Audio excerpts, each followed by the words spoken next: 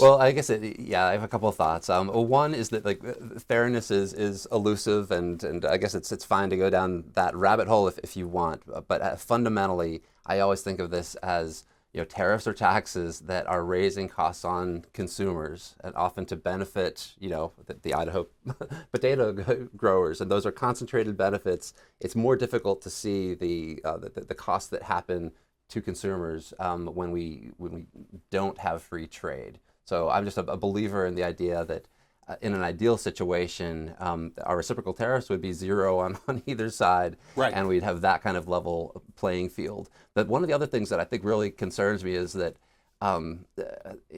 perhaps, as some have said, what President Trump is doing right now is being provocative in threatening a Art of the trade deal. war, art of the deal, to get concessions and then be able to say, okay, now we're back to normal. And I'd love it if that were the case.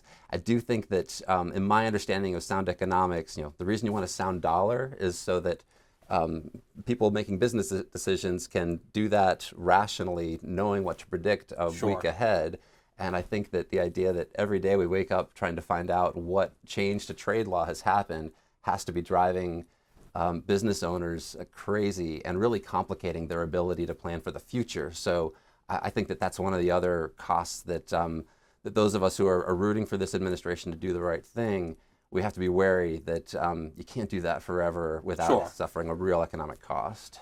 Yeah, and of course, people, I keep hearing Democrats on Capitol Hill and other parts of the country say, he said he would bring down the cost of milk. He said that we would be, that the war would be over in Ukraine. I'm like, my God, the man is barely on his third month. I think that, we're going through some rough waters and some unpredictable waters, but I think in the long run, there's a game plan at place. And I frankly believe that tariffs are more of an illusion and more of a club, if you will, to really promote what you said in your article, a true level economic playing field. Because again, the most important market in the world that everyone wants access to is us, is the United States of America.